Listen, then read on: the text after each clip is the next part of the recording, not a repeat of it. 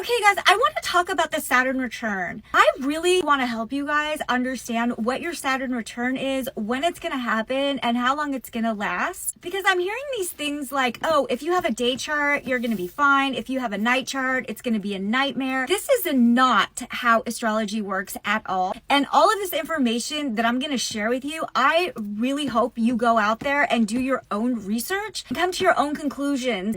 And while you're going through your Saturn return, feel free to please reach out to me and ask me any questions that you have about it. The beauty of astrology is process and timing, not prediction. If you want to know exactly what's going to happen to you during your Saturn return play by play, I highly advise you to go to a psychic or a spiritual advisor. Your birth chart's not going to tell you that. What your birth chart can tell you is when your Saturn return is going to begin, when the energy is going to be the strongest, what lessons are going to be activated in your birth chart, when those lessons will be activated, and when your Saturn return will be over. So here's how the Saturn return works. You begin to feel the Saturn return energy 5 degrees before the exact conjunction and 5 degrees after the conjunction. So for example, say that you have a Saturn at 5-degree Pisces. Today, Saturn is at 0-degree Pisces. From today until April 26th, that energy is going to get stronger and stronger and stronger every day, because on April 26th,